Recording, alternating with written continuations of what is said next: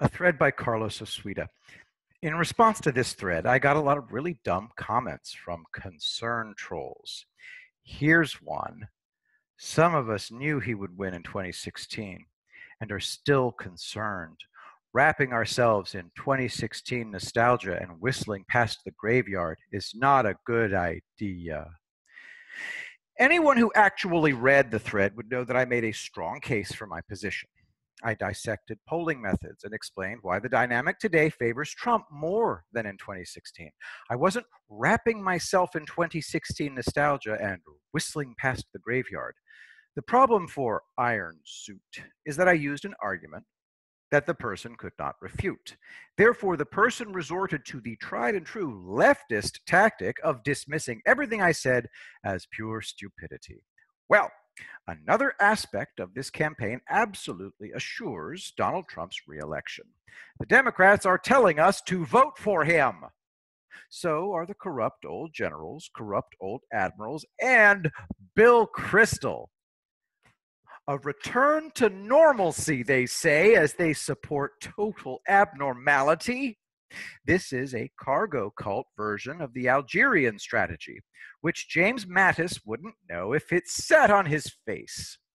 The Algerian strategy is when a government covertly supports a terrorist movement in order to force the beleaguered people to rally around the unpopular government. It was originated by the Algerian government during the Algerian Civil War of 1991 to 2001. The government secretly supported the maniacs of the armed Islamic group Islamique Armée, or GIA. The motto of the GIA was no agreement, no truce, no dialogue.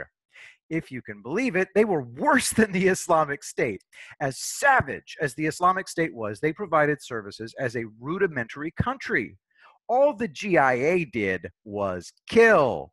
When the GIA hijacked an Air France jet, the French GIGN simply stormed the aircraft and killed them. Almost nobody accurately reports what actually happened.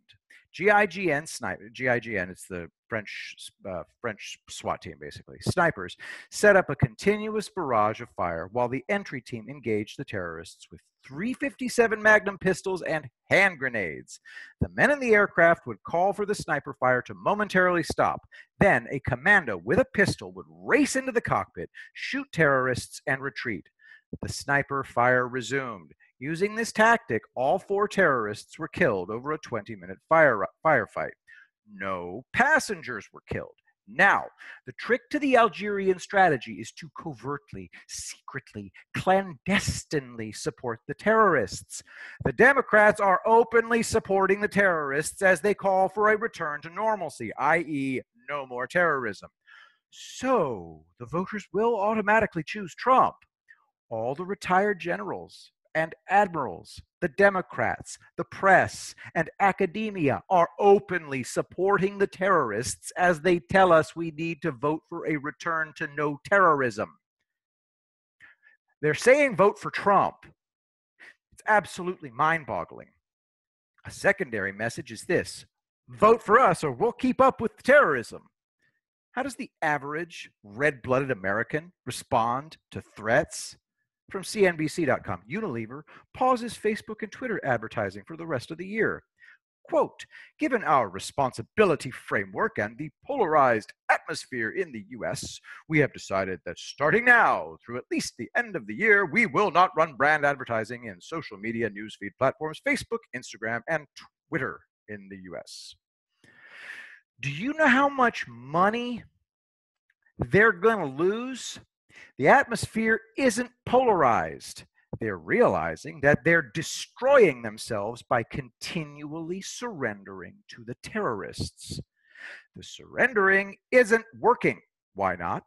Because normal people outnumber the terrorists 10 to 1.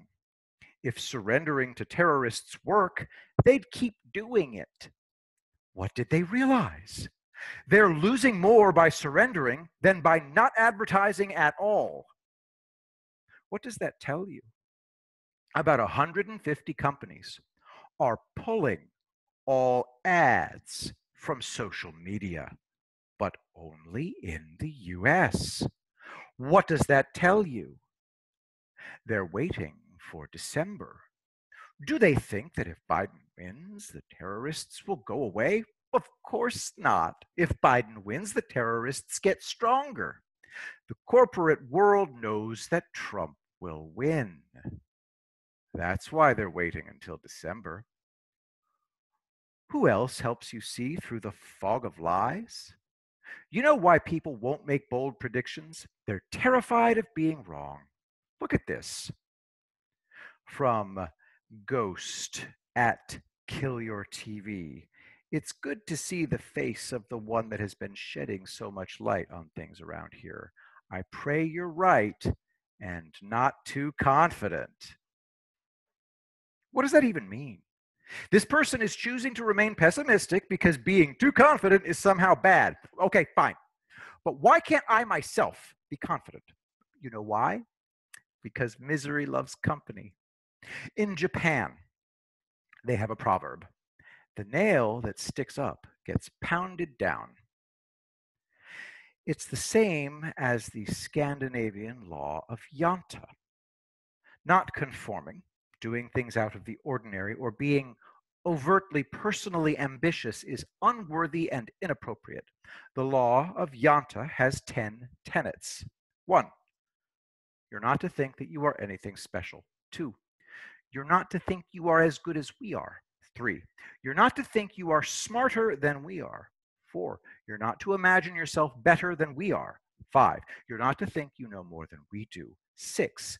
You're not to think that you are more important than we are. 7. You are not to think that you are good at anything. 8. You are not to laugh at us. 9. You're not to think anyone cares about you. And 10. You're not to think that you can teach us anything. Well, I'm not part of a we, kids. I'm a me. I'm an American. But that's as far as my allegiance goes for any group. And that's a qualified allegiance. If you sons of bitches elect Biden, I'll stay as long as I can, and then I'll bug out and never look back. Got to earn my allegiance. Is that clear? Trump will win, and so will the GOP. This doesn't matter. Groundhog Day. Demon rats are going to cheat, you'll win. Ballot harvesting and mail-in voting. Effects from president down to city. That's the real problem. If they lose, we'll shout, Russia, Russia, Russia. The GOP are crushing the Democrats in special elections, mail-in voting, and ballot harvesting and all. But them thar elections ain't nothing but a chicken wing. You don't get it. The GOP whittled down the Dem House majority from 22 seats down to 16. Do I have to spell it out for you? The GOP has identified 54 Dem seats as vulnerable. All they need is 17. The last election was 5 days ago in New York. Pandemic, economy, police brutality, and rioting were factored in. The Republican beat the Democrat by 40 points. So let's see some cogent frigging arguments against my position. Don't tell me I'm too confident. Lay out why I'm wrong. Or shut up. Trump landslide 2020.